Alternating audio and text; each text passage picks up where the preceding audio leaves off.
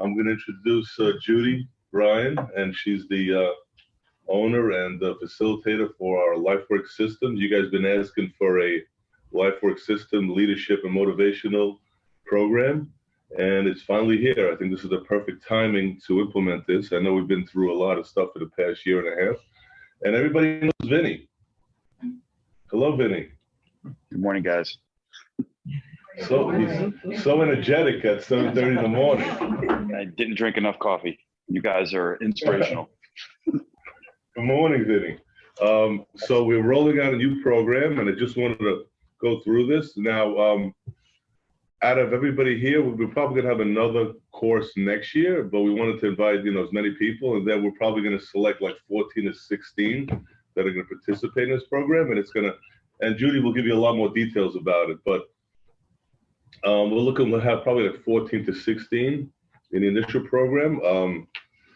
Some of you people that love to communicate are going to love this program. Okay, so I'm not going to mention who, but I know you guys are going to love this program going forward, and we've got a lot of stuff here. So during the last Kaizen event in September, we ran a roundtable. Vinny and I and Annalise was here, and we ran a roundtable with some of the discussions on, from all the groups, all the managers and supervisors were here, and someone had a call, and we spoke about some of the key critical stakeholders that we have for Total Orthopedics, and we spoke about some of the things we've been doing well in the past year and a half, and some of the stuff that we need to, that are challenging that we need to do for the next year. And those are some of the things that we came out of here from that meeting we had. And some of the stuff you guys asked was actually a leadership, some kind of leadership course to assist us. And it's finally here. Okay, so it's come to fruition. Some of the stuff that we said was positive. We said that it was stressful to expand, but amazing how far we've come. Higher standards during interviews now. We don't just hire the first person option, right? We implement those standards with managers and staff. People taking more accountability for both good and bad. And people are starting to work together, okay? So we still have a lot more work together to do, and this is part of this program that we're implementing, okay? Much easier to express issues, being heard and helped. What else? We're hiring better people in general, resulting in increased productivity. Communication between managers, open door, and open communication with upper management. So these are some of the positive things we've been doing, okay? And some of the good things, some of the stuff that we've done here is trust. We're open, transparent communication now between managers and team members. Has allowed Total Orthopedics to continue to be successful. We've had patient focus. Total growth, TOSM growth has been significant, and we should be proud of our accomplishments. Accountability. TOS teams are demonstrating their entrepreneurial spirit and drive for the best patient experience by working together and owning their actions. Okay, so these are all the things that have been going well. People is establishing higher standards, higher candidates with right skills, experience, and patient values. TOSM leadership, TOSM vision and focus on patient experience is shared by many of the staff members and source of the personal growth. And part of that has been some of the, we've had, what do we have, two Kaizen events, or three, Vinny? Three, right? Time flies, doesn't it? And then TOSM empowerment leadership, team listens, empowers, and actively supports the right business initiatives. So those are some of the things that have been going right, and some of the things, opportunities for improvement, and some of the challenges we have. Judy has up on the screen right here. I'm going to go through these quickly, so this way we'll know where, why we're having this class, which I'm going to link to why we're having this, okay? And I'm going to ask some of you guys. Some of the challenges and some of the things that you guys mentioned, right? I know all the people here have mentioned training education. We need to continue doing training, some leadership classes like this one that you guys asked for. Continue driving standardization and training, additional and on-the-job training, okay? People we spoke about, develop and implement standards, onboarding process for new TOSM staff. And we've already been doing some of that, but we need to go further with when we have a new person come on board, having a PowerPoint presentation, have them go to different departments instead of, so this way they see the whole picture of the whole patient experience, right? And what each person does, right? So we've been starting to do some of that with new employees, okay? What else? We spoke about the patient experience, continue developing trust and respect for providers, patients, and TOSM teams. And we'll get into it a little later more with Judy talking about how critical that is of having a team concept, or we're going to be with what we called it as community, right? It's a community. So we'll get more into that. And then we have leadership. One of the things with leadership, continue to develop TOSM leadership, developing all the people that are here, okay? Some of the people are not supervisors, but that's part of this whole program, okay? These are people that are going to develop into supervisors, because we really need to build the next level of management, right? There's a whole thing, succession planning of people moving into the next roles, and we'll get into more with that, okay? So, but ensure, so TOSM leadership skills, values, and patient experience focus. Ensure active management support with coaching and mentoring, which is one of the key things with this program that we're rolling out. And then the other one on top says trust, but that one I think is really more communication of information. And we spoke about this actually with Vinny last time. We spoke about having being able to, having information readily available and being able to communicate it, right? With communication, and part of this, I think we spoke about, it was the, what was it called? SharePoint, right? We spoke about SharePoint, because we don't have continue to strive for timely, accurate sharing of TOS information and people updates to ensure transparency and key information that's in place for the best patient experience. So that's something we noticed that we were also lacking in and trying to improve upon, because we don't have a place to where we could all go on and act, get that information, right? It's not readily available. If we have a meeting, if something's going on, we post it on in the where we post it. We post it in the kitchen, right? Sometimes in the kitchen. Yeah. Well, now we have the email. Well, we do have an email. Okay, so we're going one step further. So we have an email that Mike sends out, little communication. But we need to go a little bit further there. Correct, right, guys? Yeah. I know you guys love to hear. Really nice signs. Yeah, signs. So we know we got some communication, but we need to go a lot further with that. Okay. So now I'm going to ask you guys of where it fits into. So part of this program that we're rolling out is called Lifework Systems Guided Culture Transformation Process. So some of the things, why are we doing this? Okay, so one of the initiatives part of this program is, and you guys can tell me which one of these goes into that, okay? I don't know if you can see, but I just read all of them for you. So you guys should be taking notes. Can we make it bigger? I think that's the biggest is because, okay, but the first one is aligning everyone with the common purpose, values, and visions. Which one of those things that I just mentioned before? Is it leadership, training, people, patient experience? Do you think that's going to assist? Aligning people with common purpose, values, and visions. Training Education is good. Yeah, very good. Okay, well, what else? Leadership. Okay, good. All right. So I'm glad you guys are listening to me this morning. So early in the morning. All right. Very good. So that's part of this. Okay, that's part of this new culture that we also need to develop. We have our own culture, right? So what is our culture? We're going to be getting into that as well. Okay. The next one, improving our communication, service, engagement with and for each other and our clients, right? Clients meaning vendors, patients, right? So which one is that under these three? Well, actually, I think we have communication. I mentioned now communication and of information. That's definitely one, okay? But I think it's probably another one here. Which other one here you think? I know we have it under, there's one other one here that it might go on. I think probably also the patient experience, because the patient experience, it's respect for the providers, patients, and also our TOSM team, okay? What was the next one? Sharing a common set of concepts, tools for consistent understanding and mutual support. That's also communication. Which one? Trust is also one. And which one? Communication. Communication also, correct, okay? And also actually patient experience as well, because it really impacts the patient as well, and how we talk to each other And Judy's going to get into a little bit more about mentorship. We're going to be mentoring each other part of this program. So part of that has to do with a mutual, support and understanding. Okay. Developing internal motivation and personal responsibility.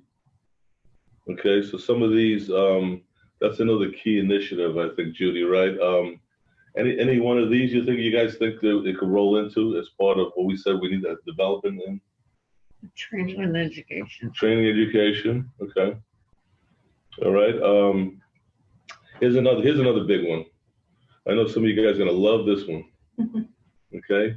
Eliminating negativity and increasing on emotional intelligence and collaboration.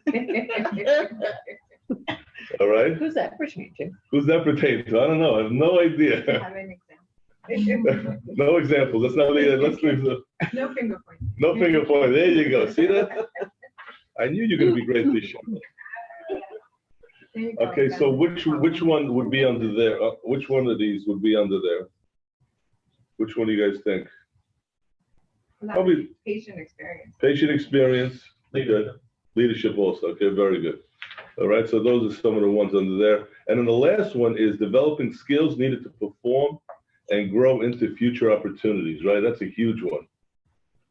Training and education. Yeah. Training and education. People also, okay. All right, so I just wanted to give you a little bit of some of the stuff we spoke about that we need to, improve upon because, we've grown so much in the last, I guess, 15 years that you guys have been here, some of you people. And we need to grow in the future. So we have a long way to go, but we need to make sure that we have procedures, policies, and our people, which is the most important thing is our people going into the future. Make sure we're all set. Because really, you guys are the leaders of the future, and we're going to take this to the next level. If it's okay with you, John, can I go ahead and start forward? Sure. I just want to give them a little bit of recap of where where we've been. I'm super grateful because you're connecting the dots, and it's very respectful for all that you've done up to this point. So I'm grateful you did that. Also, just to let you know, it's not just Vinny on. You might see it on the screen. Jillian and Yasmina have joined the Zoom. Okay, excellent. So we got two more. All right, excellent. Right. Hello, Yasmina and Jillian. Good morning. Good morning. All right. Okay, I just want to very briefly tell you who I am. We just celebrated our 20 years Lifework Systems. We've been around, but I've been doing this work for over 35 years. I have never lost my passion for it because I'm a person that really does want people to love their lives. And I see this as a big way for people to do that. I am a mom of 5 children. I have 9 grandchildren, makes me sound pretty old.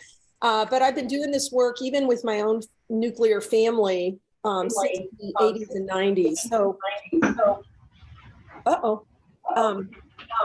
So I wanted to just let you know that I've been around the block on this a little bit, and hopefully you'll feel comfortable with me as you get to know me, that I really want you to know that I'm here for you to understand everything about this, whether it's today or anytime along the continuum of working with you. Because to me, being able to get to a point where there's understanding is more important than anything. So I hope you'll know that about me, that it's one of my core values to bring communication to full understanding. So that's just a little bit about me. I'll go ahead and continue on. In this work, it's called a responsibility-based model, but it's also a purpose-based and value-based model.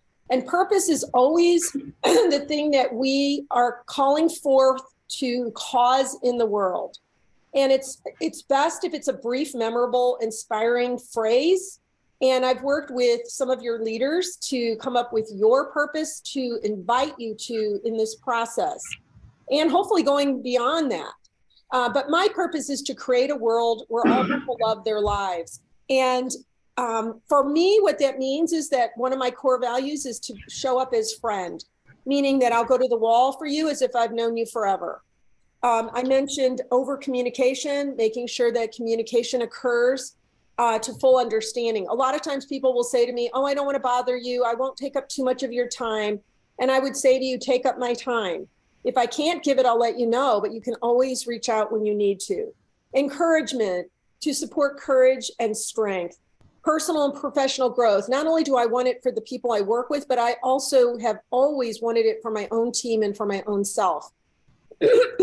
Leadership, which is a core value of believing in power within, not power over people or power under people.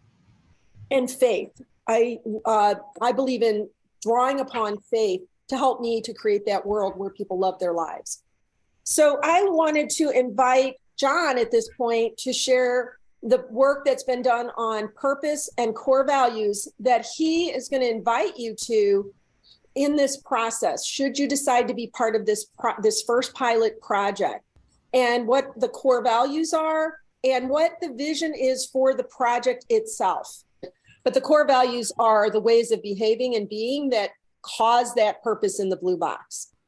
Okay, so because of this vision, we are focusing together to bring about, those are the 4 C's, correct? Courage, and that's the cause also. Courage, community, confidence, celebration. Correct? Right, that's what you're committing to cause, and you're inviting this group to cause it with you. How do we cause courage, community, confidence, and celebration within ourselves and within the patients and within everybody that touches TOSM? And then the Okay, core should I go values into there. Go ahead and share the rest of the core values. They're beautiful. Should I go into the core values? Okay, so part of that courage, community, confidence, and celebration, or core values and purpose is, so part of this is, number 1 is Lauren's favorite, celebrate, okay? Take stock, notice progress, and celebrate. So that's one of the key things that's some of the things that I don't think we do enough of celebrating. I know during the Kaizen event, what is always the last thing, part of a Kaizen event? What's the last? Is to celebrate, optimism, right? Not being negative, encouragement, which I think we've been doing a lot of that. Ask questions, make mistakes safe, back up people, right? And we'll get into more into encouragement. People believe people are good, assume positive intention, understand accountability, constructive feedback, not criticism, embracing learning and change versus protecting and defending, embrace setbacks. So sometimes we have things that don't go well. We need to continue to try to learn from that. And then we have planning for all eventualities. And then I'm just going to mention the 8 values that build trust. They're going to come up in this presentation, but they're also a key part of every organization that's going to be successful. And in speaking with John and the other leaders in the team that I worked with, this is already something you all are embracing, is the values that build trust. And then John, here's the vision for the project, starting with what's in the blue box. Okay, so because of this project, we have better relationship, business results, and retention of people. So that's kind of the vision of where we should be after this program is completed. So should I go into we have increased or?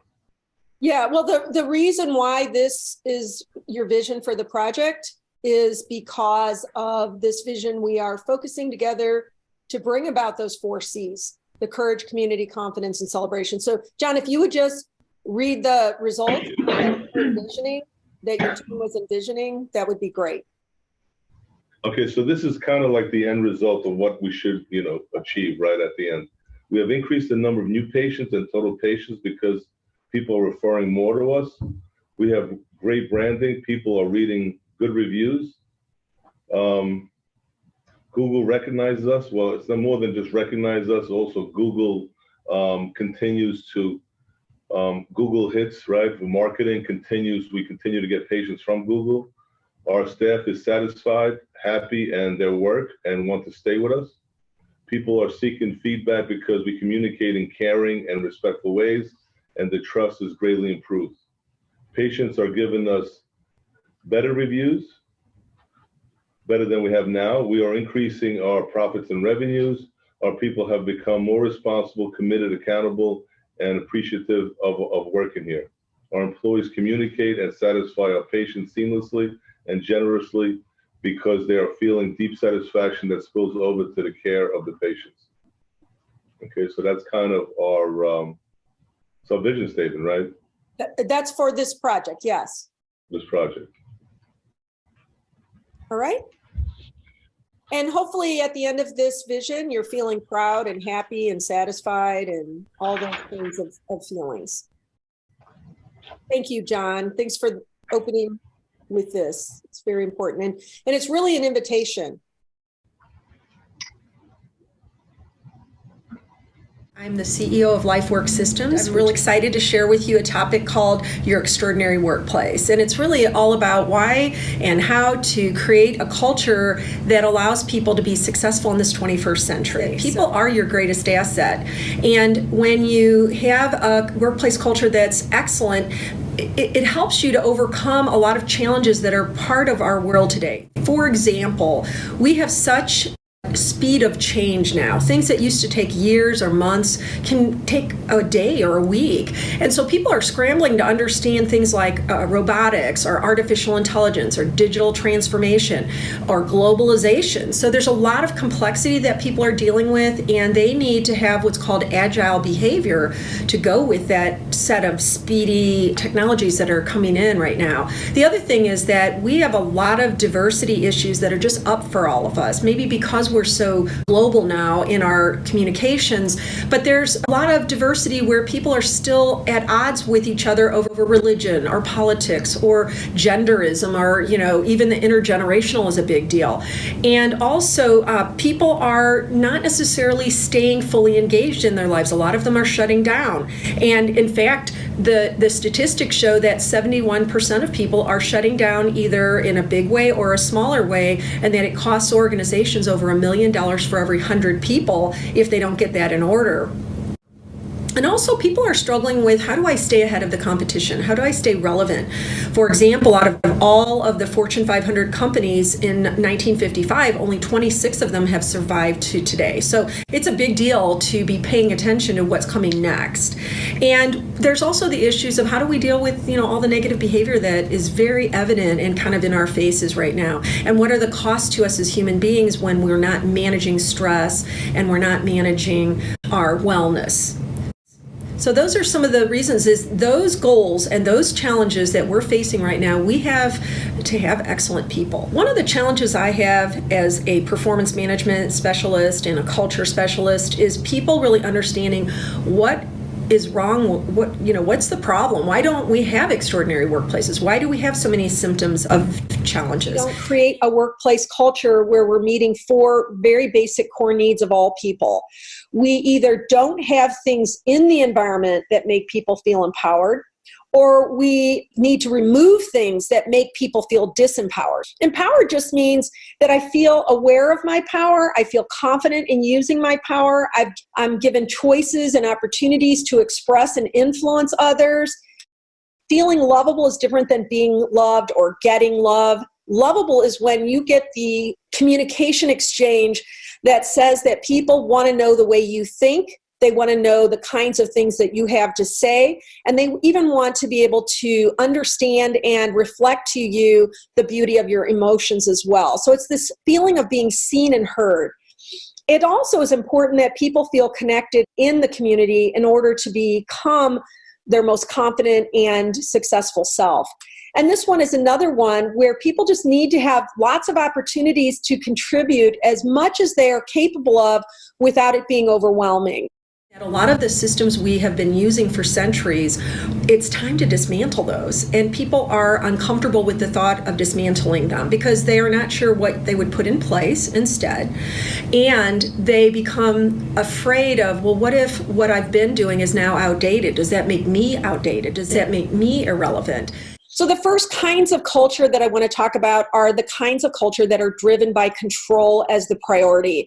In these kinds of models, profitability is more important than people. People are kind of treated in a transactional, almost dehumanized way in a sense of, we're just sort of a cog in the machine.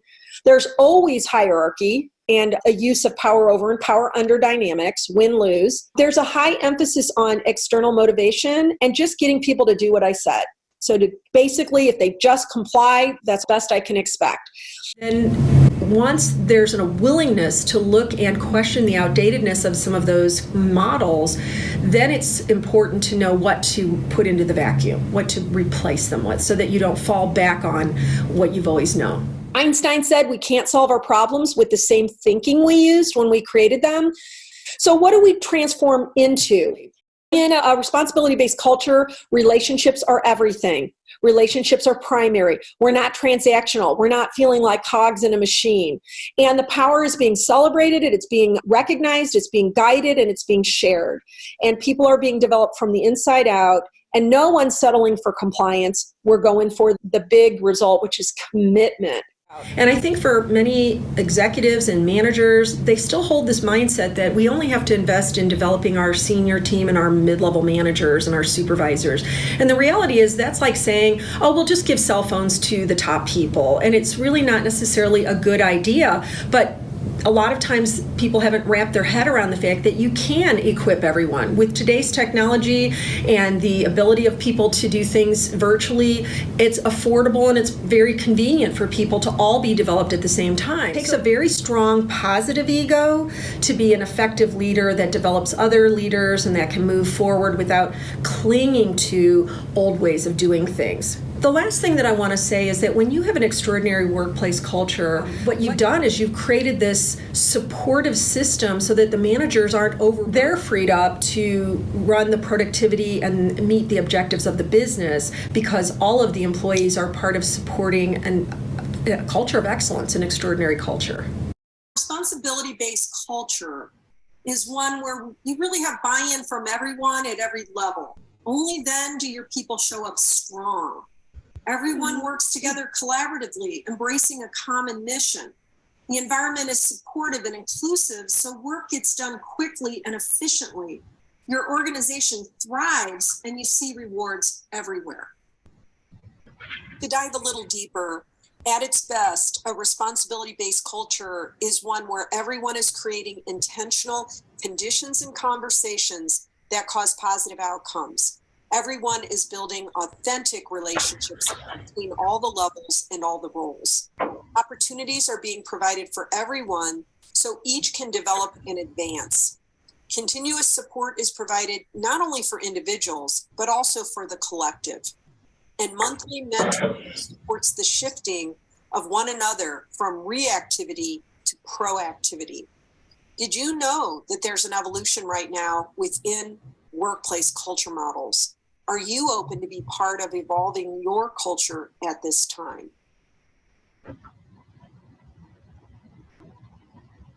So what is employee experience? Employee experience is so important because it's something that we often neglect. It's kind of like when people say Christmas is for children. No, Christmas is for everyone.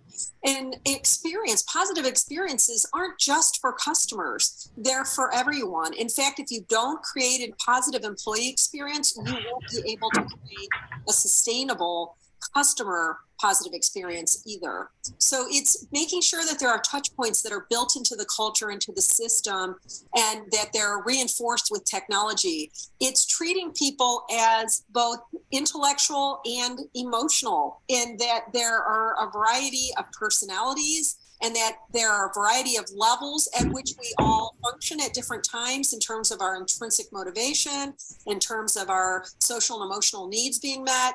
And there's a need for some type of very custom yet contained and consistent ongoing training and development so that everyone is able to not only set purpose and live through purpose and values, but be able to operate well within that context because they know how to manage relationships. They know how to manage their engagement levels and their productivity so that they are actually enjoying the experience of being the employee.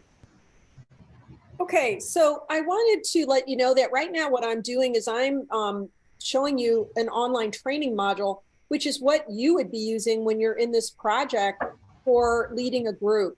And in our work, it's both informational, but it's also experiential. And this is an exercise that I want to do with you because my goal is really to introduce you to an unconventional model. And because we've been conditioned to believe in the current culture model for centuries, literally. And it takes a lot of commitment to really consider, do I want to continue with the conventional, or do I want to move into where the future is taking me? And there's a lot to consider in this model. So I want to give you an experience of it through an exercise. If you don't have a piece of paper, there's going to be a little place to write something down. If you don't have a piece of paper and you want to type it into your phone or just hold it in your head, that's okay too. But I'm going to be showing you an example of an exercise, and I want you to put yourself into the role of the central character, which in this case happens to be a woman on the video. I want you to imagine that you're that person in the center of this exercise. I want you to imagine yourself participating in the following group exercise. Pretend you're the main volunteer in this rope exercise and all the instructions I give in the video. Now, I forgot to tell you this involves ropes and blindfolds. Is that okay with everybody? What I'm going to do is have you put a blindfold on, Christina. Now, what I'm going to do, you don't put that on yet, put that on in a minute. I'm going to take this and I'm going to put this somewhere in the room. And you're not going to know where it is, but they are. And their job is to get you to it without any words, only using the ropes and safely. Okay? Okay, safely and no words.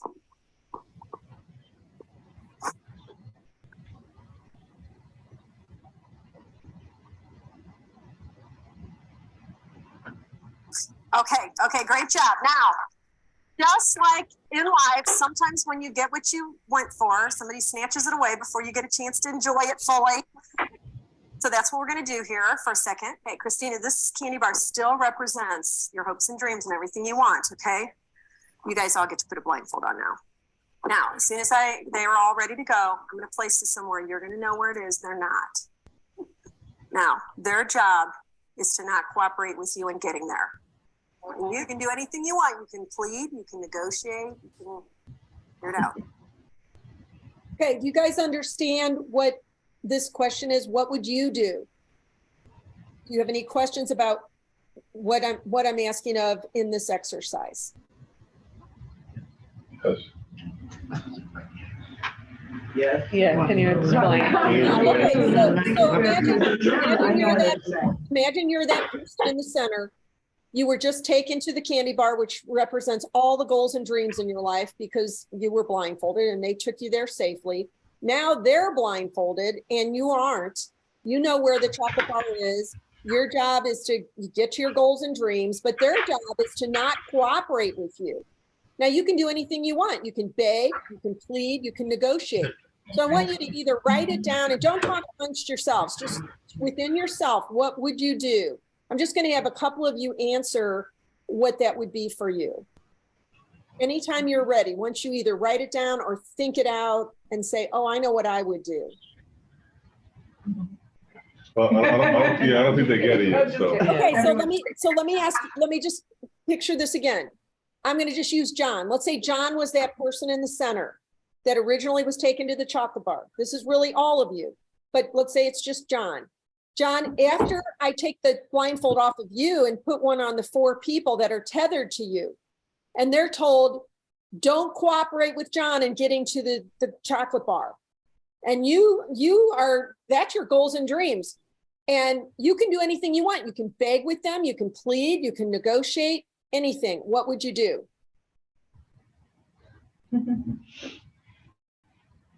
Anybody can go ahead and say, this is what I would do. I'm just going to take a couple of your answers. I would ask them why they're blocking me. Okay, so you would ask them questions. You would ask them questions like, why are you doing this to me, right? Yeah, or how do we want to do this like together? Yeah, how are we going to? Okay, so let's assume that they're very committed to not cooperating with you. How long would it take for you to talk them around? Long time. Yeah, a lot of time. Maybe a little while? Yeah, it depends. Yeah. Any other thoughts? Find out why they don't do it. Yeah, find out. Definitely. Find out what? 100%. Why they don't want to cooperate. Yeah, try to get them to engage What with issue you. they have with doing that. What issue they have, right? Okay, all right, I'm gonna go ahead and go on and you guys. Can Does not cooperate with her, and her job is, you still have the rope.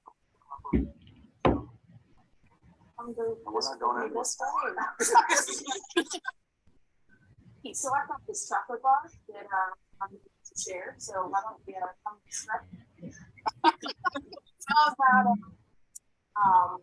we want cash. like that. Okay, so I'm going to stop you for a minute because I don't want anybody to fall over. Money. So Christina, I'm going to interrupt you for a second. Why wouldn't you just take the belt off? I could do that. Yeah. So you can go ahead and take off the belt. All right, you guys can take off your blindfolds. That's really what I wanted you all to see. And the chocolate bar's up here, Christy. Okay, so how many of you guys thought of taking the rope off? Anybody? One person back there? Anybody else think of taking the rope? After more discussion, she would take the rope off. So you in the back who knew that she could have taken the belt off, how come you didn't say to her, why don't you take off the belt? Figured it was up to her, okay? So if you were watching somebody trying to get their goals and dreams, and you knew that that was the answer to their life, would you stand by and not tell them what to do? We didn't know all the rules. Yes, that's the thing. So- Here's the thing, but we're often driven by rules. Like think of the 4 people that were around her.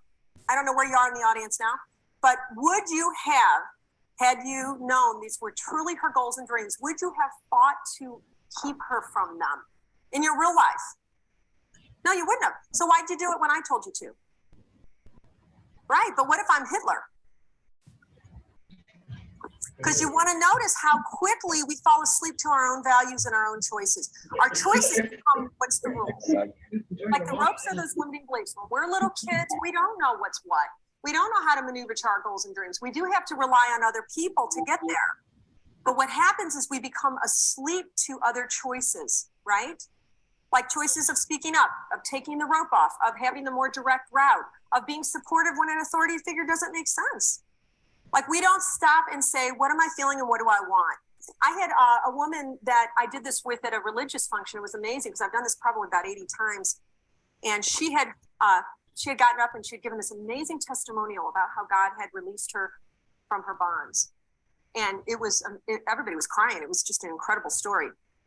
When she did the rope exercise, her rope fell off the first half. And I even went up and tied it for her. Same ropes I use every time. And the second half, her rope fell off again.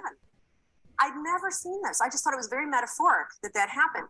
And what do you think she did? You think that she walked free to the candy bar? She put the rope back on. She not only put it on, she tied it in a knot so it wouldn't come undone. And then she even helped everybody retether themselves to her. And I said, do you see what's going on? Like you've even prayed for and had evidence of being freed, and you are actually reinstating limitations. And that's what we do. We all do that. So I want you to recognize that we have choices about what we're going to do, how we're going to do it, when we're going to do it, why we're going to do it. Ask for things that you want. Sometimes the most obvious things are right in front of us, and we will resort to force, or we'll resort to begging or a place of disempowerment instead of what am I feeling and what do I want? What's possible here? Okay, so that's what I wanted you to see. So if you want to briefly let me know any insights you had about yourself from this exercise, I would love to hear just a couple of insights from y'all.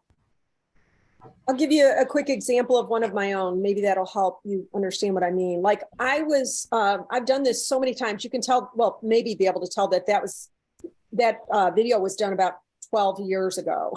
So I've done even more of these.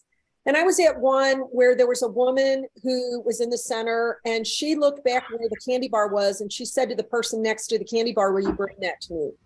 I had never seen that, never thought of it. Nobody had ever, thought of that before. And what it showed me was, I wonder how many times in my life I only see my solutions as being in this very small space instead of seeing a whole room full of resources right in front of me. And how I also thought I'd seen everything, but I haven't seen everything. So, in that video, there were over 100 people in the room and only one person thought to untie the rope. So, you know, if you have any awarenesses about yourself, it might be a good time to just kind of let yourself express that if you feel like you want to. An insight about myself is that I would probably compromise. And I feel like sometimes I make more compromises than speak up for myself. Yes. Or you make a compromise maybe because you don't see other options like just untying the rope in this instance. And we do that a lot. We think that win-win is compromise all the time. Thank you for sharing that. I don't think this is about myself, but like as all managers, sometimes there are things that we think we can do to better our departments, but we're held back by other people who don't even work in our department. Okay, so sometimes you see yourself being held back, and it's possible that you are actually being held back, but it's also possible that you haven't considered, like, what other way could I see this? That's just something to consider for yourself. I've never seen the 4 people question the authority figure ever, which is kind of mind-blowing when you think about it, because not every authority figure should never be challenged in any way or even questioned. So really, this is about how we were all conditioned when we were little to kind of follow what is taught to us and told to us. And that's not all bad, but sometimes it actually gets in the way of us evolving and seeing beyond what we know.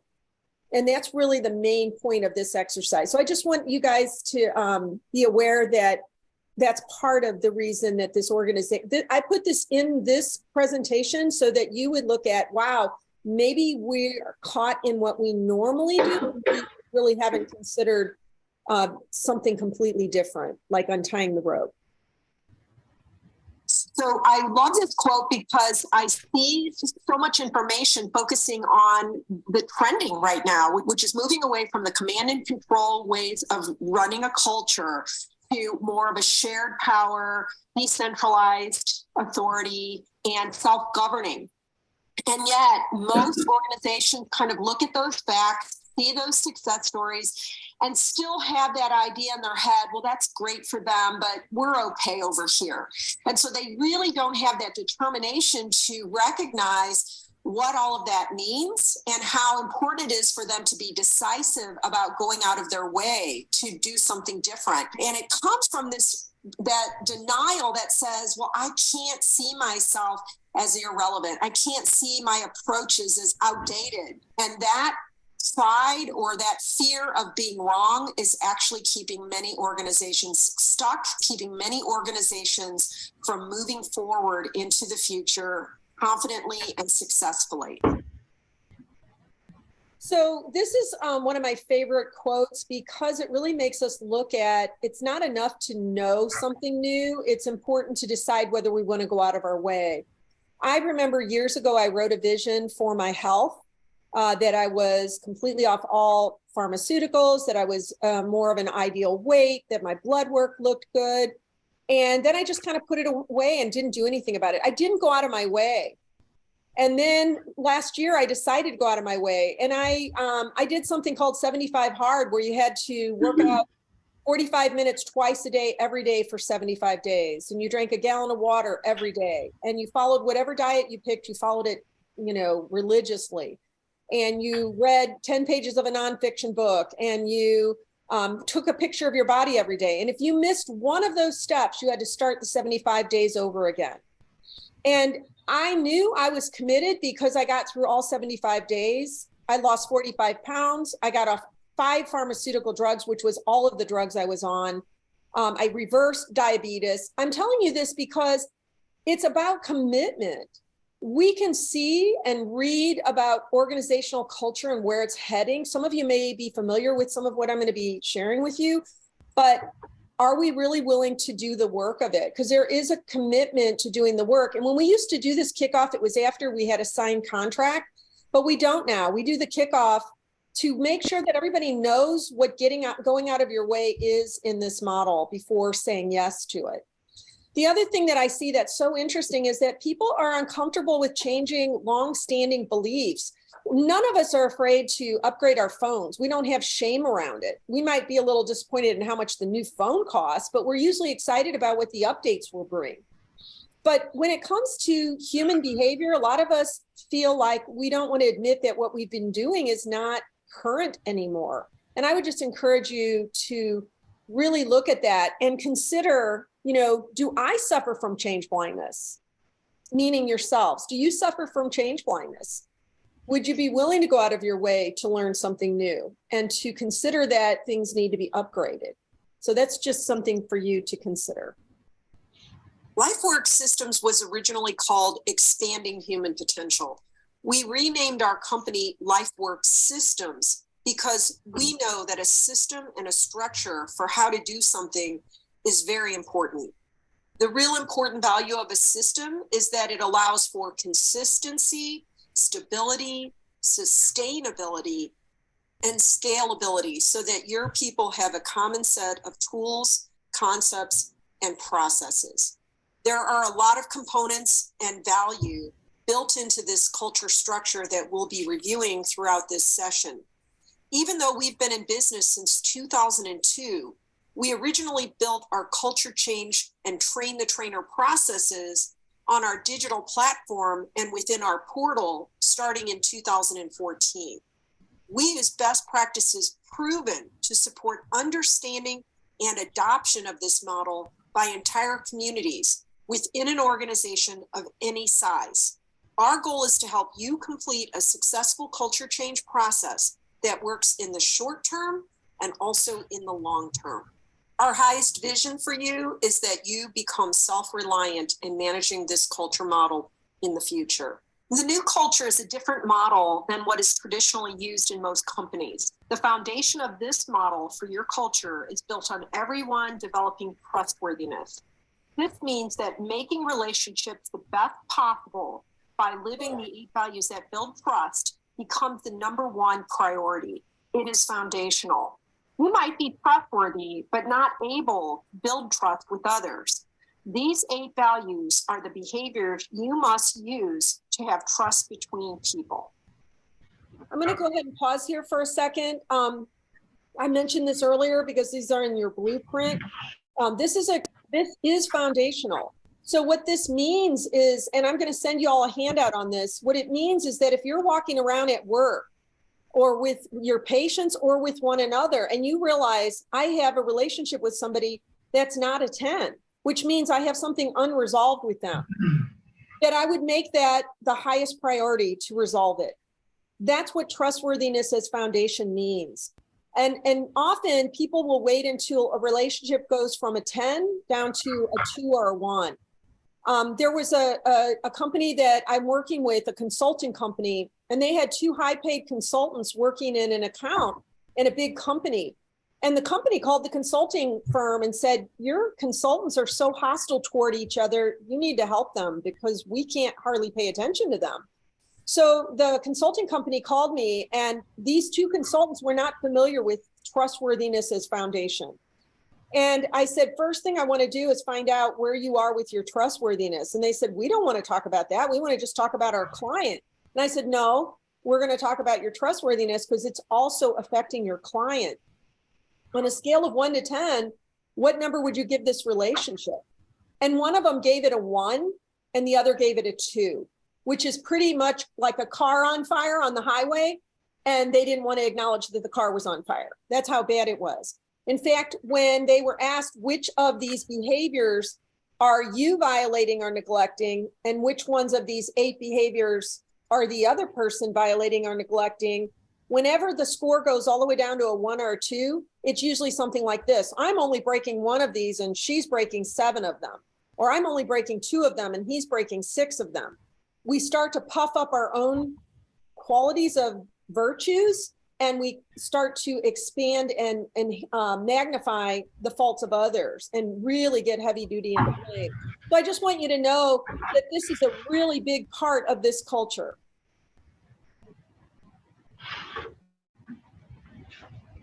I like how in Lifeworks we break it down into what it actually means, and that we get very specific information on how to show up as trustworthy. Because if we don't have the same definition, then we can't get anything done. So it really helps to all be speaking the same thing. And we go over those 8 values that build trust over and over whenever we talk about life work. So it hammers in. And I just naturally talk to other friends and say, oh, where are you not being this, or where are you not being that? Or I talked to somebody today, said, oh, that was so nice. He was so straightforward in clothing. And it gives everybody hopefully a sense of what trustworthiness really means. I don't just oh, that's just the way this person is, or that's just the relationship, or we just don't get along well. I can go further than that now, because I know it's totally possible for anybody to have trust. And I know, you know how there's diagnostics, like somebody asked about the symptoms. Because I know the 8 values that build trust, I know what symptom is being shown, and I know what the treatment is to address it. It's a lot different than just having a vague sense of I'm not getting along well, or I don't dare, or assigning them some kind of motive that might not be true. They might be acting that way because I'm not showing up in some way, or they might not know that I want something for more trust. So having that spelled out gives a lot more distinct actions that I can take to build it up again. So I do know immediately when it's not working, and I see it everywhere now, and I can make it better. You're going to be developing your own core values. This is a responsibility-based, shared values model. In addition to these trust values, you will develop your own set of core values for yourself and for your organization. This model includes development of emotional and social intelligence, which is simply everyone becoming self-aware and self-managing, then aware of other people and the dynamic each of you have with one another, and then managing those relationships. This model is also about developing mutual trust and mutual respect, which is sometimes referred to as social interest. Social interest is when you consider the consequences that your behavior causes in other people. This model is designed to make sure that everyone learns and operates from the same standardized professional behaviors and culture skills. That's from CEO to your frontline staff. There are no special keepers of the knowledge. You're asked to do your part to make sure that you understand these components and that you have open conversations about them as you learn and transform your culture together.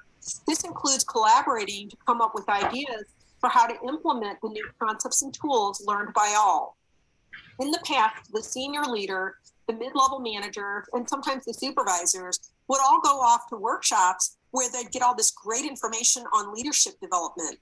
In this model, everyone learns how to develop the leader within themselves. In the past, there was inequality in this. In our model, everyone learns to be agile. In other words, everyone learns to both lead and follow as needs dictate. It's hard to measure the efficiency that we've gained from having a common set of tools, but I know that it's saving us time in meetings, troubleshooting issues quicker. I really think it's super important that everyone's included in there in the process and the teachings, mentoring sessions. We can prompt each other for gaps. If we start to go along a tool and somebody says, oh, will you do it this way? Or you forgot that piece, or that was perfect. And we can support each other. And there's no secrets at all. It's all out there. There's nobody that's the keeper of the knowledge, or you don't have to get to the next level. Everybody's included. It's more equal that way. If everybody knows what we're doing, then they understand that we're trying to improve them, number one. Not only that, they'll understand when I say something, there's a framework and a language that I can use that we have a common understanding of. This responsibility-based model is about task ownership within every member of your workforce. That means that each person is responsible for the quality of their relationships, their productivity, their engagement levels, their purpose, values, visions, goals, procedures, and roles.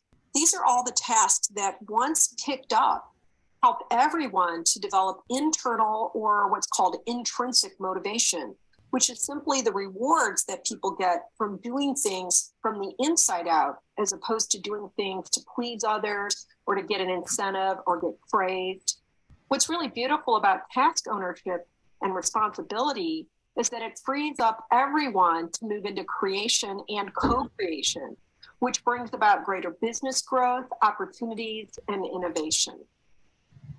Okay, so the main thing I want you to really know is that the new culture model, I wanted you to just kind of see some of these major components in it visually. It's for and about everyone. As it says in the video, leadership development is typically for titled leaders in most companies. In this model, leadership is developing everyone from top to bottom. And there was a mention that systems cause consistency, stability, scalability, and sustainability. John mentioned standardization. That's basically the same as consistency and scalability.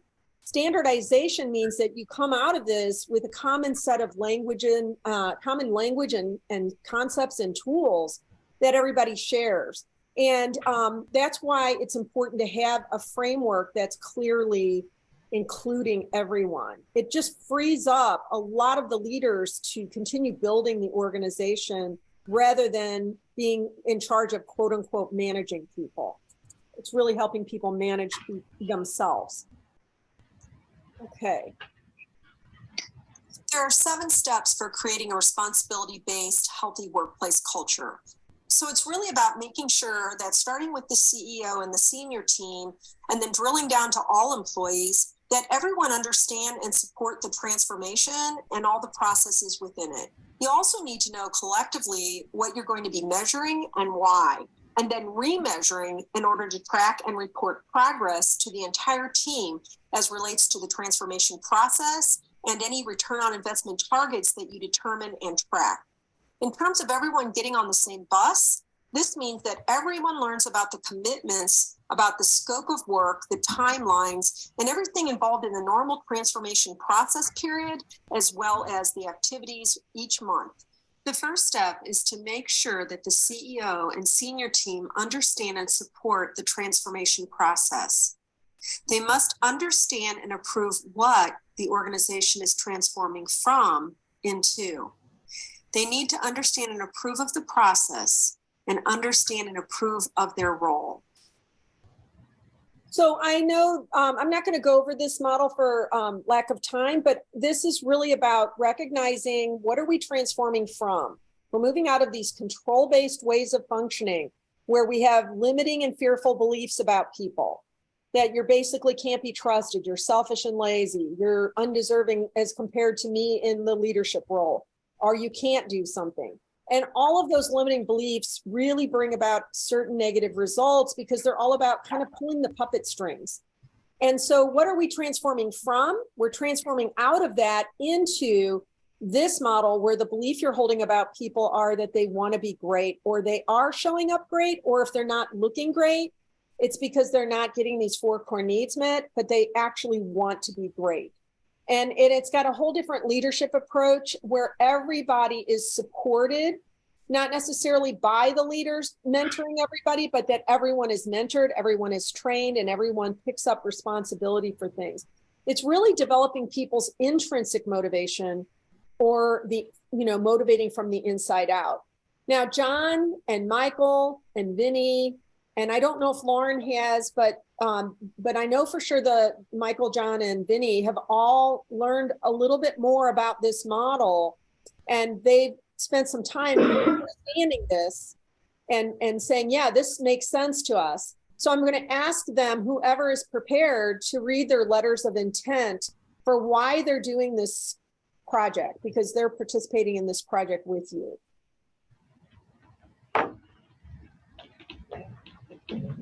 Okay, so I'm going to start off. I'm looking forward to being part of Lifework systems process in an effort to inspire better culture, teamwork, and communication. I'm committed to the opportunity to become a better leader, mentor, and value everyone's opinions fairly. I will give my best effort moving forward and will embrace working together as a team. Thank you.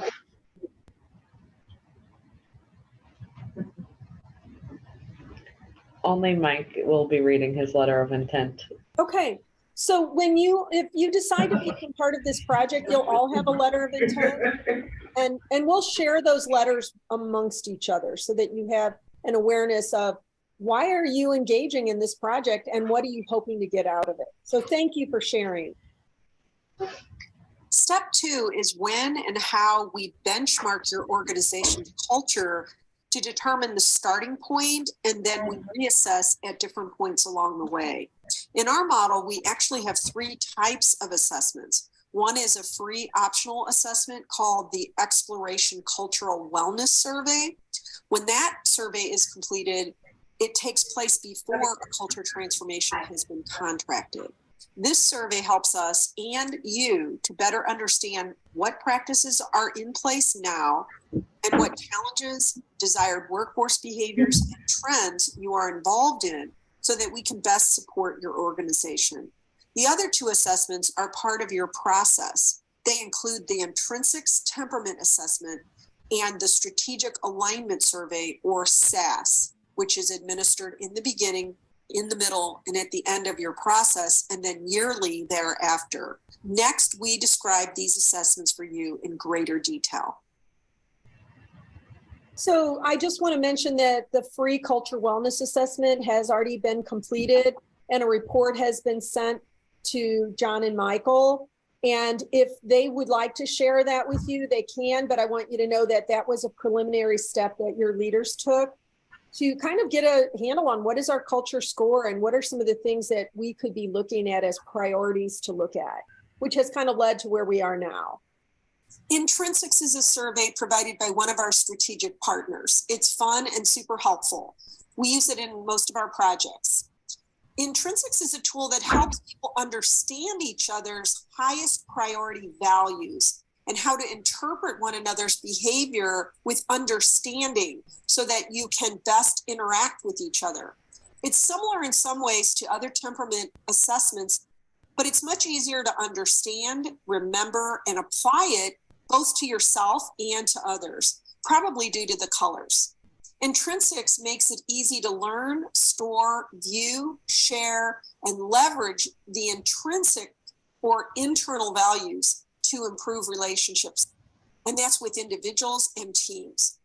After you take the intrinsic survey, which takes no more than 5 to 10 minutes to complete, and it doesn't require comments, you receive a full report about yourself. This information is really important for emotional and social intelligence because without it, we almost always inadvertently violate or neglect each other's priority values. This is a really fun survey, and it's very, very helpful for understanding each other, what stresses each other out, how to best communicate with each other, how each person likes to lead. And I know I was talking to somebody the other day and I said, oh, I bet you're a orange blue. And she took the assessment. She goes, oh my gosh, you were right. I'm an orange blue. How did you know that? You start to be able to recognize in people what they value and what they lead with and how they communicate. And it's really useful. I love all those kind of models, but this one to me has been one of the most useful. So if you participate in the project, you will be doing this survey. And I will put a link to John and Michael and Vinny's report so that you can see how they are similar and how they are different, and maybe even have some insight into how to communicate effectively and be helpful in new ways. The main reasons we're going to do this particular survey is that we want to measure the current level of trust.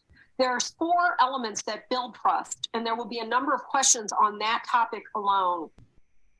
One of the trust measures that's done in this survey is by taking the 8 values that build trust. Everyone is asked, how important is this value to you on a scale of 1 to 9? Let's say straightforwardness is a 9 for you. It's very important to you. Next, everyone is asked what number represents how well this value is being lived out in your organization at this time.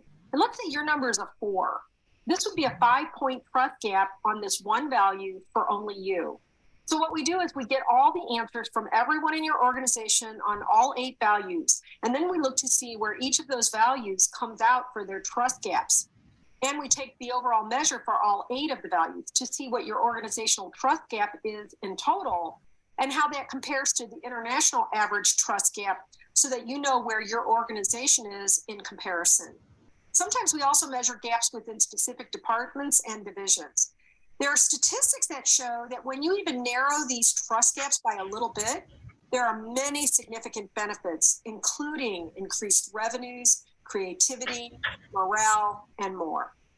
We're also going to be measuring alignment, which is the level of clarity or understanding and approval. Do your people agree with and like things like your mission and purpose? Do they understand and approve of your values, your visions, your goals, procedures, and roles? And then what we're going to do is we're going to use this to measure now and later in order to monitor the effectiveness of the changes that you make, as well as identify the next priority areas you need to work on. Another thing this survey measures are the levels of engagement. Some people are actively disengaged, some are disengaged, and some are fully engaged. So this survey asks you questions about the whole group. For example, what percentage do you think fall into these categories? How do you feel your top people are? And how are you in terms of engagement? And then there are a couple of questions about gossip, support, communication, and your leadership. Another way we know is we do a couple different surveys throughout the length of time that we've had Judy with us, and we've gotten our scores back, and you can tell that based on all of our scores, we're going up in trustworthiness and in all other areas that we measure. So what I really want you to know about this is that this is something that will be measured at the beginning of the project. All four of these things: trust, alignment, trust levels, and engagement.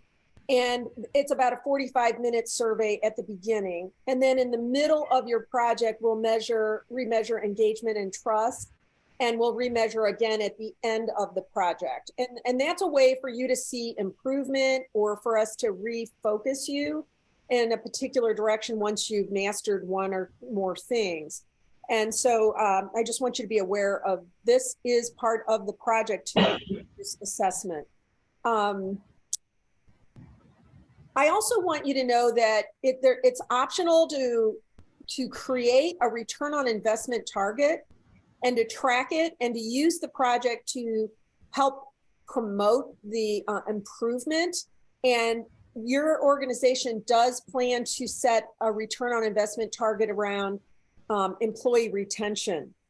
And so we'll be back with you more on that. So anyone that participates in this project, you'll be part of the support of using what you're learning to improve the score on helping people want to stay, helping them feel that there's enough support and enough care and enough resolving of things that they want to be part of your community and they want to remain there for a long time to come. So this next part is really all about the plan. I just want you to, if you have paper and pen, if you have questions along the way, please write them down, or you can write them into the notepad of your phone, or raise your hand if you feel like you can't really stop thinking of something to really hear the next thing. But it's possible that what you might be thinking or wondering about is going to be covered in a subsequent slide. But feel free to collect those so that you can ask them at the end. I want to make sure you completely understand what this is all about. So I also am going to go over, this is the 10 parts of the culture transformation process. And I've already talked about the first 6. Really, you're in number 4, which is the kickoff. We just talked about setting a return on investment target, which is the second part. What I'm going to be doing in pretty much length is talking about the training and the mentoring coming up here. And then before that, I'm going to just go a little bit into what is 9 and 10 and how are they part of this whole process. Mainly so you know that this is a comprehensive approach. It's not just training. It's not just mentoring. It's all kinds of things combined. So it's very comprehensive and it's very immersive. Part 9, integrate values. Your culture model must be integrated into the operations of your business for regular reference and use of the culture concepts and tools. This ensures that what's been learned and adopted remains top of mind. And it also defines how often, when, and how people interact with the culture model. It includes ongoing review of terminology, concepts, processes, and roles. Part 10, system change. People mentor one another, refer to online modules, and volunteer to interview, hire, onboard, and develop new employees. subject matter experts are identified that integrate the culture into the business on an ongoing basis. Everyone is now able to use what's been learned to effectively participate on cross-functional teams. You've created and are maintaining incredible buy-in and wide-scale participation in providing great care to one another, to your customers, and to the achievement of your organization's purpose, values, and visions. So a couple quick things. Integrating values is different, a little bit different than focusing on sustainability, although they're somewhat related. So one of your core values that's already been identified is optimism. A way you might integrate the values is a culture committee might be devised that says, what are the ways that we can put the light on, shine the light on, focus on optimism? It might be that you would do a monthly video of an employee and what was positive or what was optimistic in that person's attitude. Or it might be that there's like Zappos, there's a book out there called Delivering Happiness, which was about Zappos and their organization and how they integrated all of their core values into the way that they operated their business. It's very powerful. And that's part of what we help you do, because our goal is to help you be self-sustaining and self-reliant in this process. Sustaining the change is a lot like the standardization. How do you make sure that the concepts and tools are front and center, not just the values, but the concepts and tools of the culture model? How do we have a standardized way of onboarding people, even interviewing them, so that they're recognizing what's expected of them in this particular culture and can be part of contributing to that?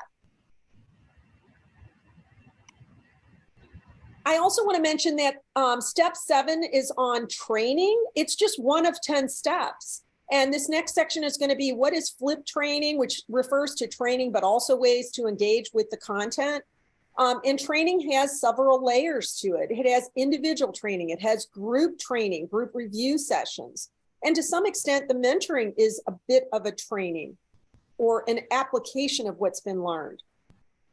So I want you to know that, because sometimes people say, is this system all about training? No, it's about assessment. It's about mentoring. It's about integration, but it is also about everybody understanding and being trained in the concepts and tools. What is flipped training? Flipped training is actually a best practice in training where you take people who individually watch or learn some topic or content and have time to do work in a workbook and reflect on what they're learning. And then they take the whole team and do an employee-led group review session. So that means that the employees themselves are taking turns reviewing what was learned, and not only learning it, reviewing it for clarity, reviewing it for relevance, to practice it, to decide if they're going to apply it. So for example, let's say the topic of the month is the reasons we gossip and what to do instead of gossiping, how to do a mind trust, how to do healthy venting. And there are some tough tools in that section that people need to really reflect upon and determine if they can live to these new tools, which are extremely helpful to an organization.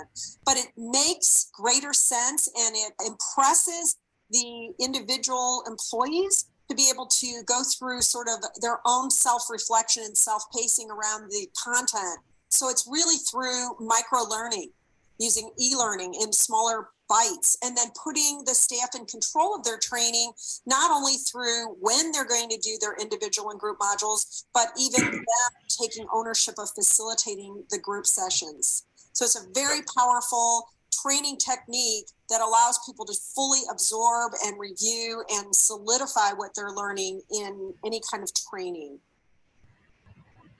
The term flipped training came out of education. It's a best practice because educators found that students would only learn information long enough to pass a test when they were taught passively and in only one pass. So they found that if they gave the students content first on their own to review it, reflect on it, and write about it, and then come back to the classroom the next day to talk about it with their classmates, and look at its relevance, make sure they understood it, and talk about how they'd apply it, the information stuck. The students owned and applied the content. So in flipped training, even though it's got the word training in it, it's really multiple exposure and engagement with content. So on the training side of it, it's individual online training modules. It's filling out a workbook. It's completing a post-training reflection survey. It's participating in monthly group review sessions, which includes everyone taking a turn leading at least one of these group sessions on a rotational basis. When you do lead a group session, you spend time in a group facilitator prep session with your Lifework Systems oversight consultant. Other ways that you're engaging with the content include monthly mentoring sessions or joining a committee to find ways to keep integrating the culture concepts and tools, or becoming a culture subject matter expert who interviews, onboards, and supports new employees into your culture transformation process. It gets everybody to interact. Everybody ends up trusting each other because you do talk about things that you're uncomfortable with a little bit. You know, just in general, a lot of people don't want to get up in front of everybody and talk. So when you are in there, you know, it is good to go around and kind of have everybody talk a little bit because that brings them out. In the training sessions, I get to kind of share that with other people and to share my experiences and to kind of help make connections for them.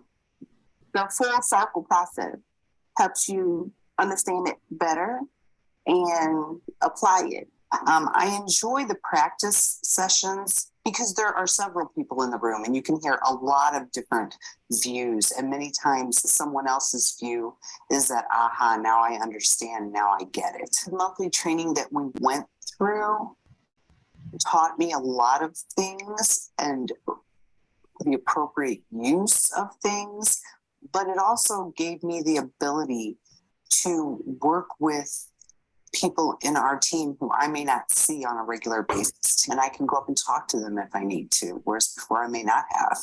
So what is individualized employee support? This is a really big shift that's happening right now in business. It's really turning an organization from a command and control model to a mentoring model. It's one in which employees are assisted in many things. One of the things they're assisted in is regularly being reminded within mentoring that they are asked to operate from purpose and values of the organization and also to declare their own purpose and values. They're also given the support of individual appreciation and acknowledgement. They're asked about decisions made from past mentoring sessions. It's very scripted. It's usually about 30 minutes a month.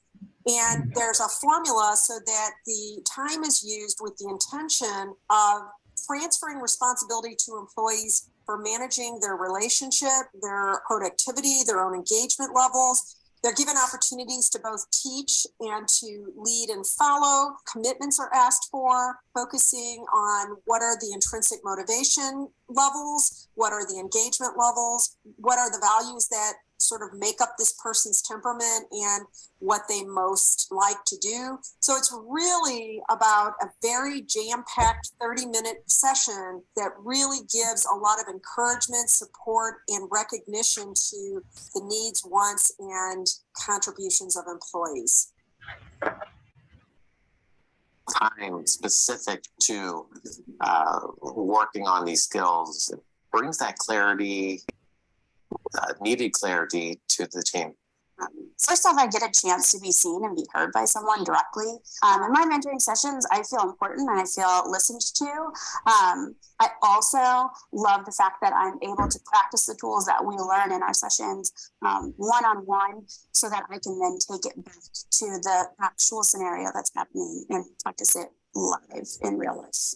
And I think from the mentoring sessions, I get the fact that the person is interested and she's my boss. So it's directly related to just me being able to trust her. And so my mentoring sessions, I definitely get that support. Like if I feel like I'm not being engaged or I'm not feeling engaged, that I have the tools and the help and the leadership to help me get back on track. And I feel like that it's a validation of the things I'm seeing. And I have the ability to talk about the people I'm mentoring while I'm being mentored. You get an opportunity to kind of talk about my fears and how I can develop as a person. Nice. It's really nice to get to mentoring because it's one-on-one. I can read you can read any book or get any information, but actually applying it to my specific instant situation is different. Having the one-on-one time very, very much helps with that.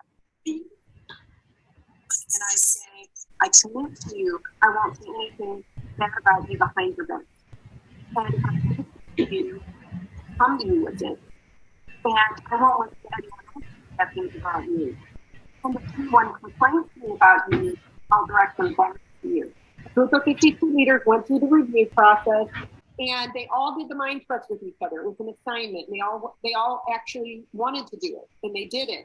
So one day, a leader called me and said, I'm over 8 of those leaders. I'm part of this group of 8 of us, and we're having a lot of interpersonal problems. And I'd like to hire you to come in and spend some time with us working on our relationships. And I said, okay, I'm going to be talking to your CFO on Friday.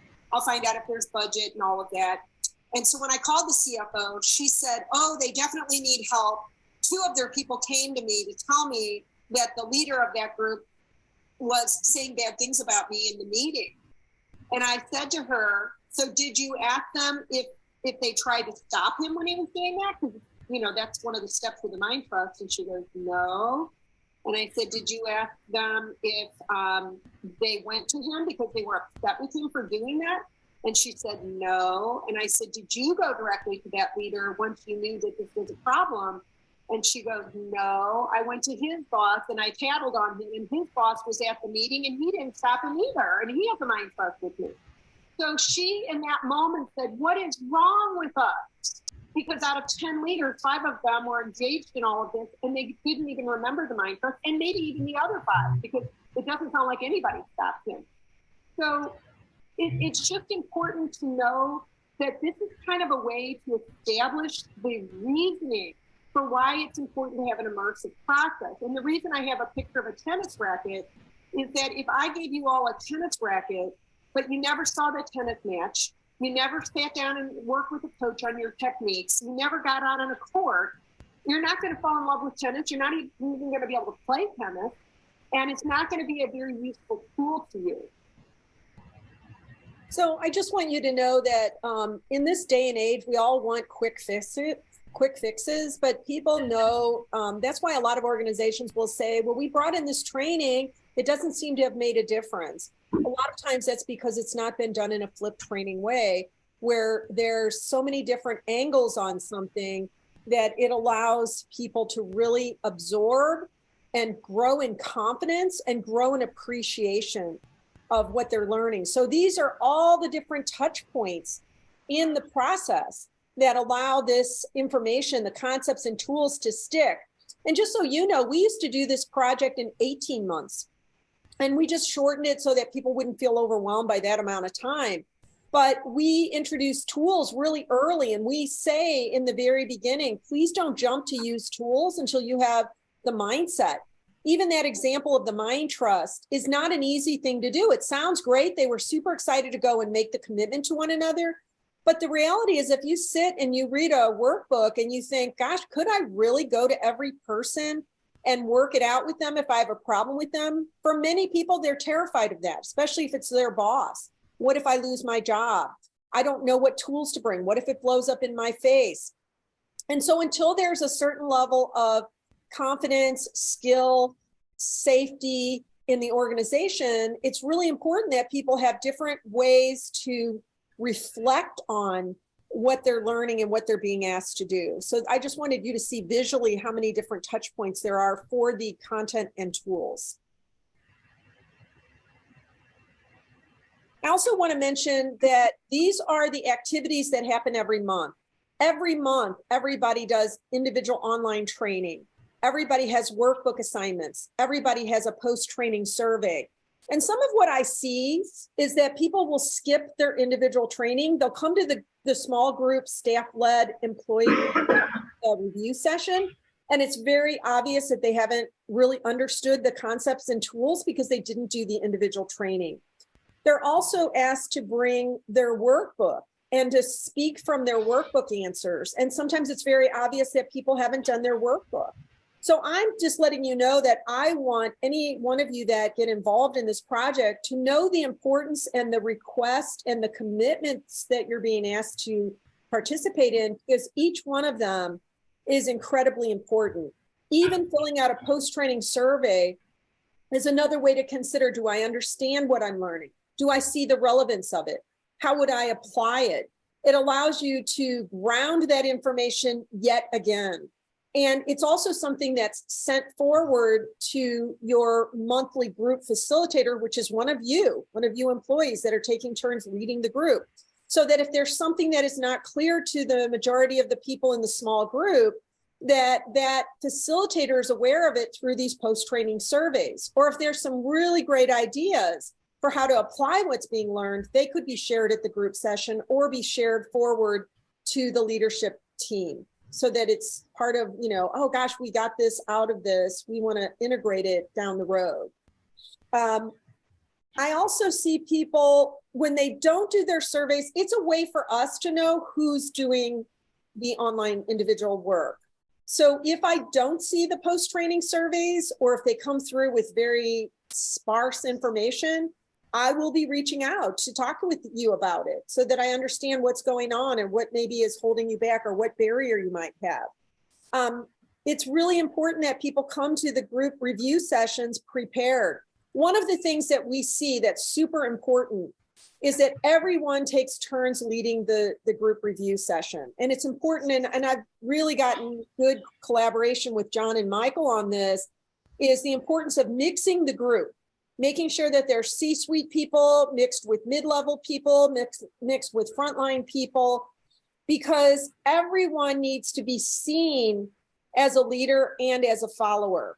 And what happens is when a person is the facilitator for the small group session, all of a sudden they start saying, oh my gosh, I'm never going to look at this material the same. Because when you teach it or lead discussion in it, you own it differently. And they're all affected by that. And when I was raising my family, we had family meetings every week. And by the time my kids were 4 years old, they knew how to run a family meeting, because we wanted them to be both good at leading and following, which is really necessary in your organization. And sometimes a really strong leader or a person who doesn't feel like a leader, they'll be really uncomfortable doing the small group facilitation, but it's important that they learn how to do that, and that others in the group learn how to support somebody as they're growing in their leadership capability and become better followers. Believe me, it was not easy for me to be a good follower to a 4-year-old, because I'm kind of a steamroller dominant leader, and I had to learn how to be a good follower and a good encourager and a good supporter of other people when they're taking the lead role. So, and then the mentoring is incredibly important. It's another place that people are engaging with the content. The mentoring, as most as possible, we want it spread across the entire project group. So it's not the senior team mentoring the people that are reporting to them. It could be peer-to-peer, and it can even be reverse mentoring. In the mentoring video, somebody said, oh, I feel heard by my boss, Kristen, but she was also mentoring Kristen back, who was her boss. So mentoring is important to be shared by everyone, so that no one group within the organization is overburdened with the responsibility of mentoring. It's really, we're all in this together. We all have a process. It's not about seniority or tenure or experience, because we have the process that we bring to it. And the only thing that's an important additional time commitment is when you're the group facilitator, which will be once or twice, depending on the size of your group. You take an hour to prep with me in this instance, because I'm your Lifework systems consultant. So every month I'm sitting in on those small group review sessions to back up the group facilitator. And the group facilitator is prepared in advance so that they have the utmost confidence about using the group module, what is the leader guide, and all of those things that are part of that. Does anybody have any questions about this right now? So all of these are every single month. The mentoring is so important, because once the project is done, you want the mentoring to continue. And the mentoring isn't only the months that I'm overseeing the mentoring. The mentoring is even in the months when I'm not overseeing your mentor pairing, just so that there's some clarity about that. Okay. This is a project that spans about 14 months in total. The content and the tools are covered in 12 months, and the pre-work is generally covered in 2 pre-project months. As you can see, at the top of this timeline, the first pre-project month is completed with the client lead, who is usually an executive who's brought the Lifework systems model into your organization and who has often participated in a leadership version of the program or participated in an earlier comprehensive project. This is also a month where we work with various client leads that are responsible for a new project group as part of a larger organization. We help each such leader understand the plan, the timeline, the surveys, their commitments, how to assign groups, their purpose, core values and visions for the project or the organization. We help them identify a performance target if they choose to do so and how they'll track that target. We make sure that they're prepared to support any questions you have during this kickoff session. We make sure that each leader responsible for the well-being of projects has been prepared in the client lead role. The next and second month in the timeline is called the staff pre-project month. This usually spans a calendar month, but depending on when a kickoff session is delivered, the remaining tasks may be completed the following month. The staff pre-project month begins with the kickoff session, and then everyone registers into the Lifework systems portal. This is where initial and long-term tasks all take place as specified in the timeline. The portal also includes all the activities and templates for the entire project. During the registration process, you'll be taken through a series of steps.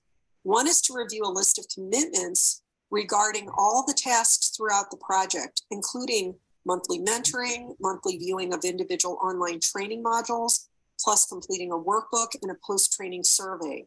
It also includes all of your monthly mentoring and other integration processes.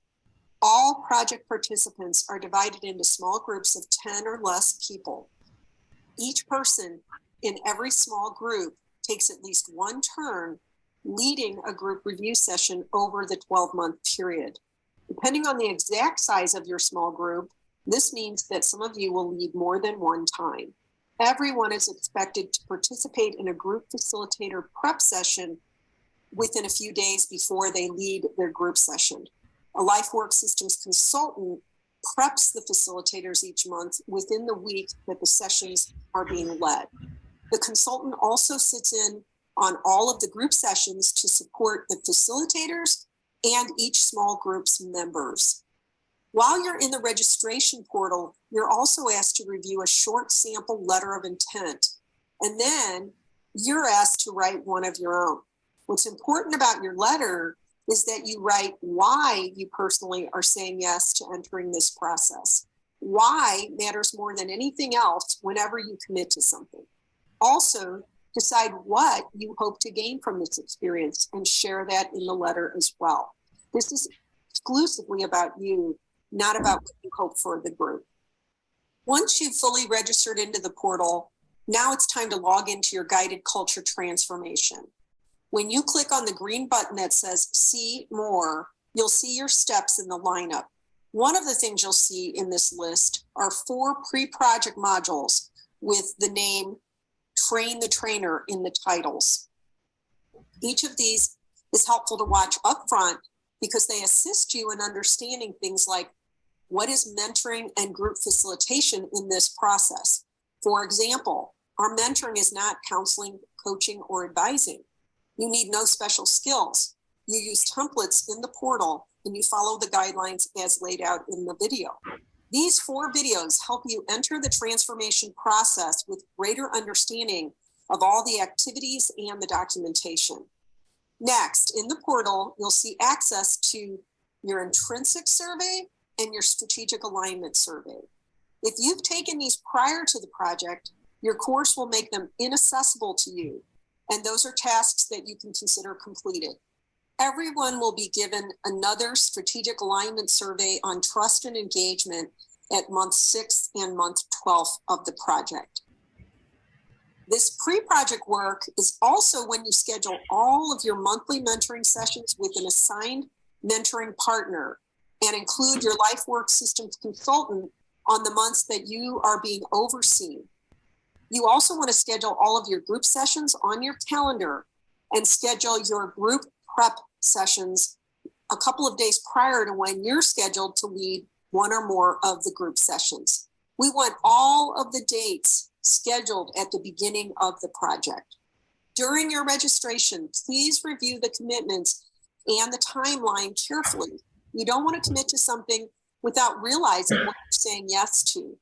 The timeline spells out the amount of time you're committing to each month. This early staff pre-project month is a total of 5 hours of committed time. That's including this kickoff session.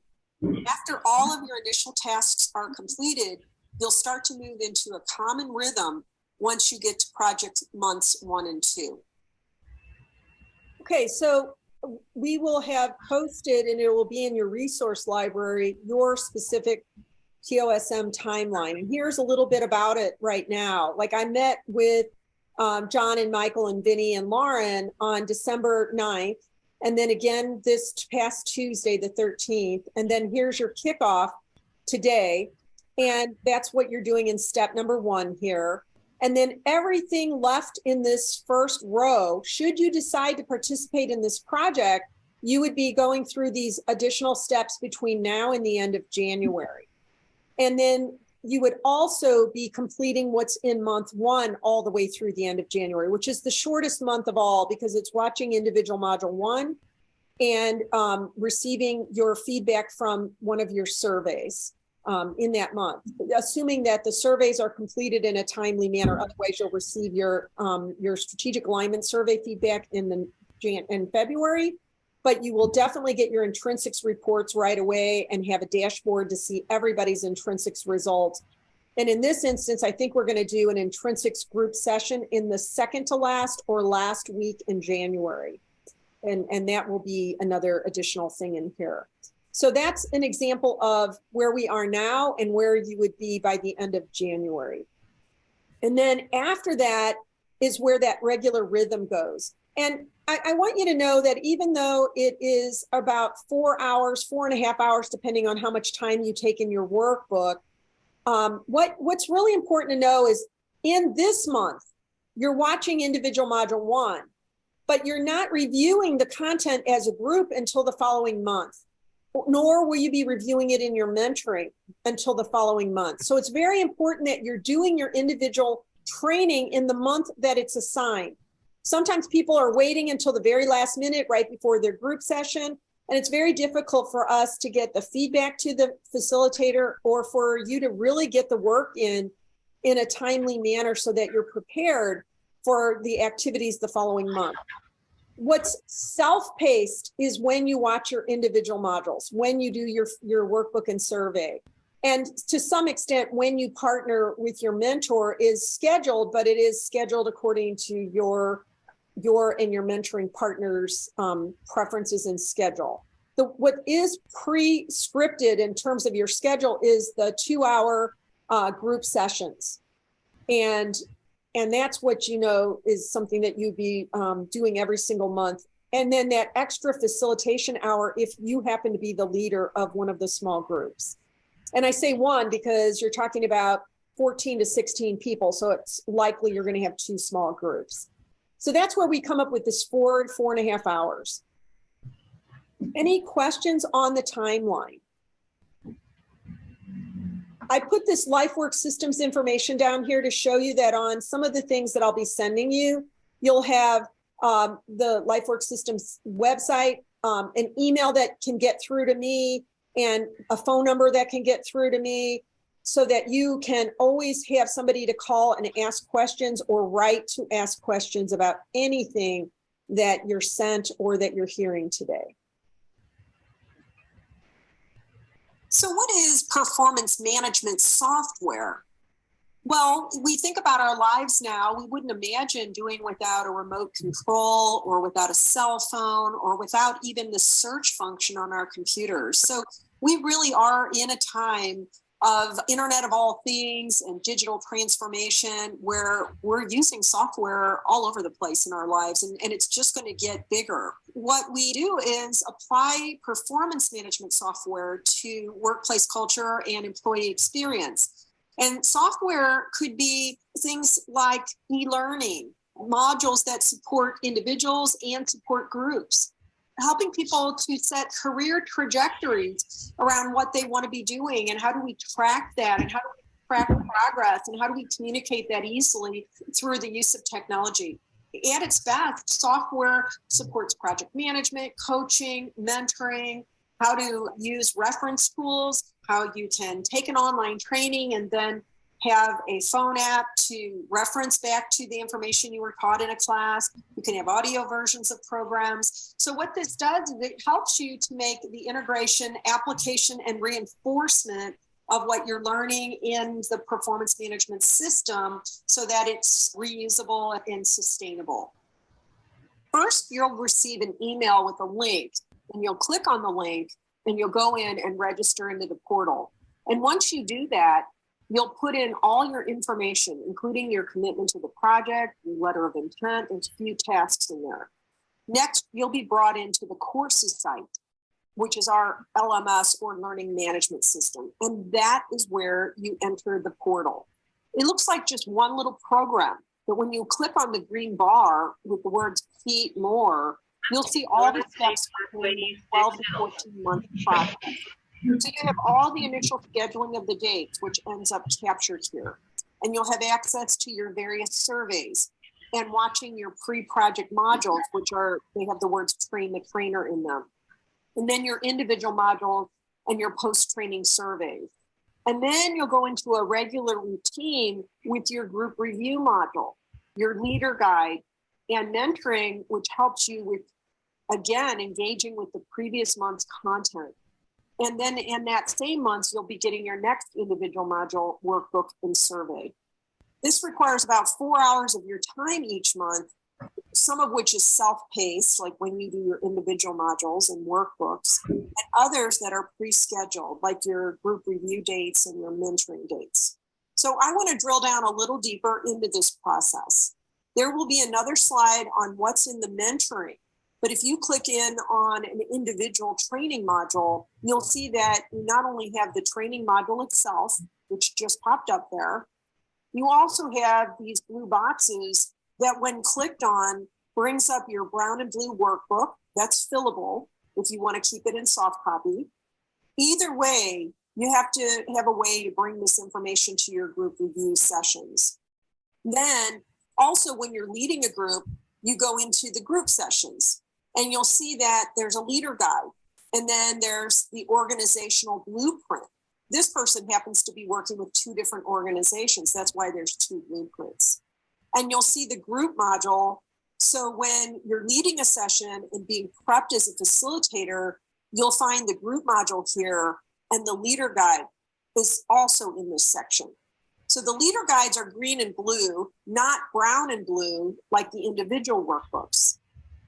This process, once you get into month 2 and beyond, it becomes a regular routine until the end of the 12 months.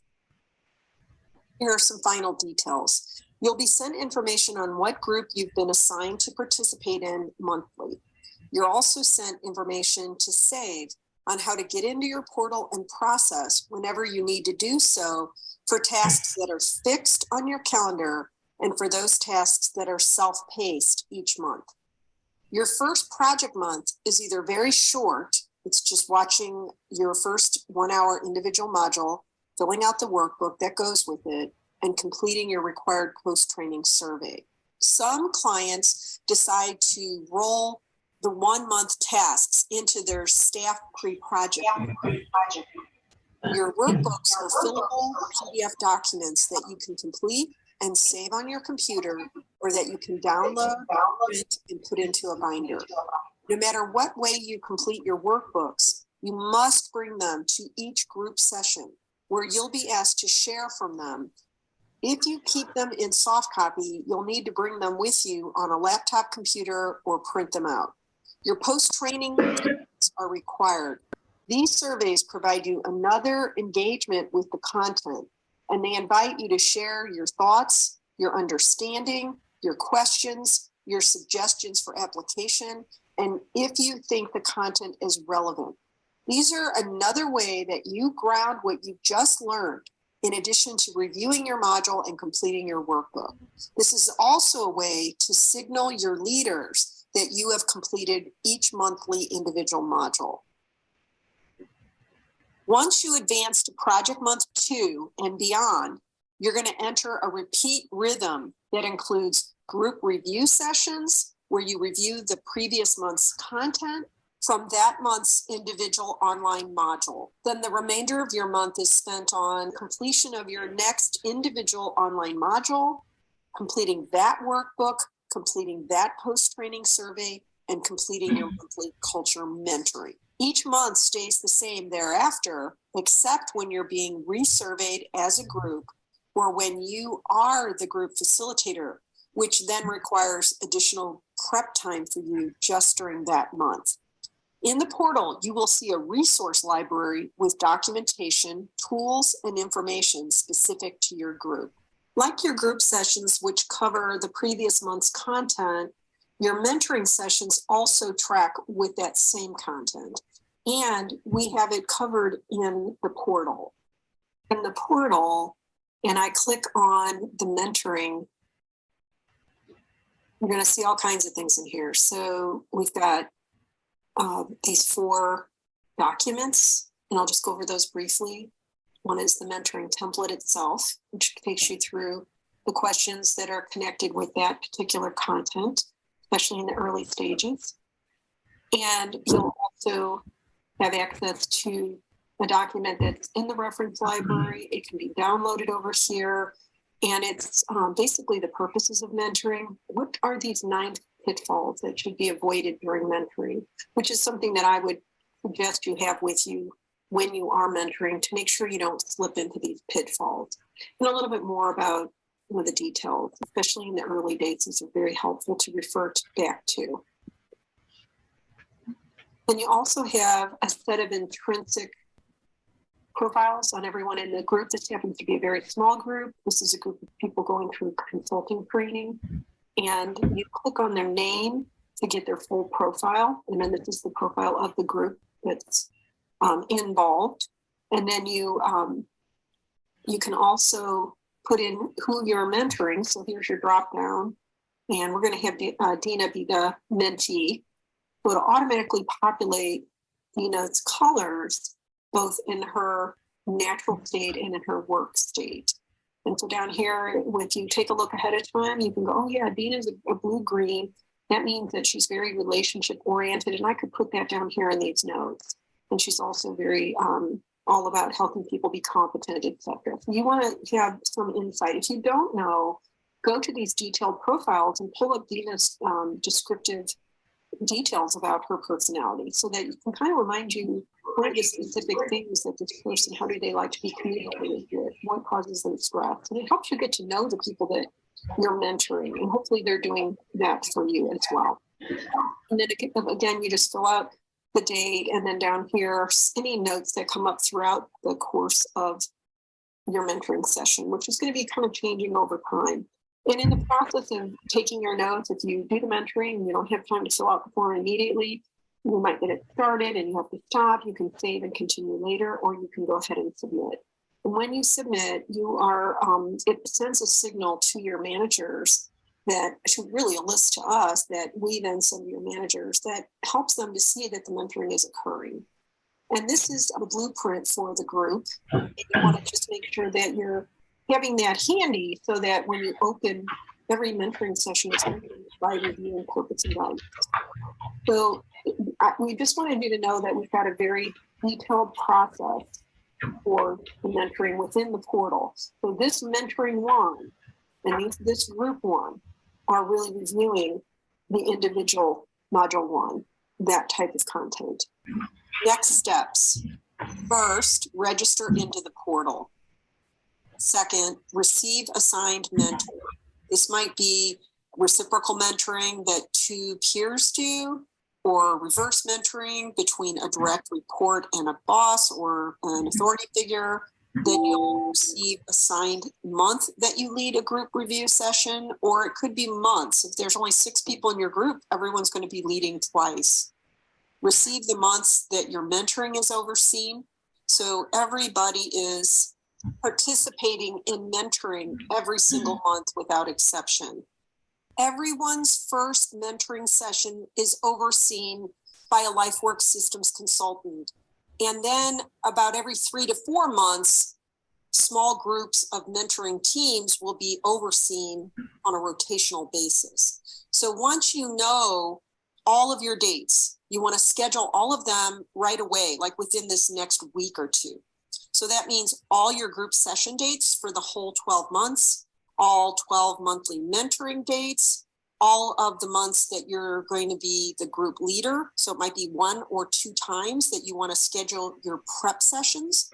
Again, that's right now, right away.